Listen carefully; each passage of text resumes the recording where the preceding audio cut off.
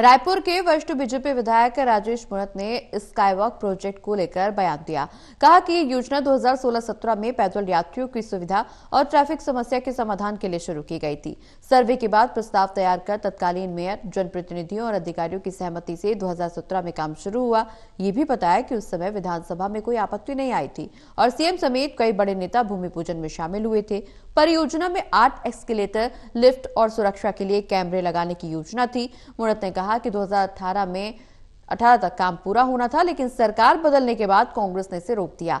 PWD ने कोई रोक संबंधी आदेश नहीं दिया। फिर भी 3 जांच समितियां बनाई गईं, जिन्होंने प्रोजेक्ट को पूरा करने की सिफारिश की। उन्होंने पूर्ववर्ती कांग्रेस सरकार पर आरोप लगाते हुए कहा कि जनता के हित में शुरू किया गया स्काईवॉक राजनीतिक कारणों से रोका गया, जो दुर्भाग्यपूर्ण है।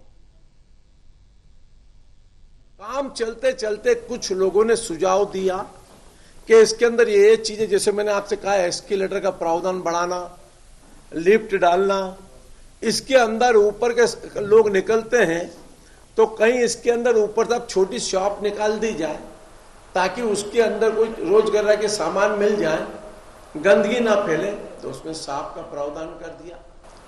फिर लोगों ने कहा सेफ्टी के नाते, तो हमने उसके अंदर कैमरे का प्रावधान किया, विज्ञापन का प्रावधान किया, उससे रिटर्न इसका मेंटेनेंस कैसे हो, उन सब चीजों का ध्यान रखा और उसी आधार पर इस प्रक्रिया को फिर हमने आगे बढ़ाया।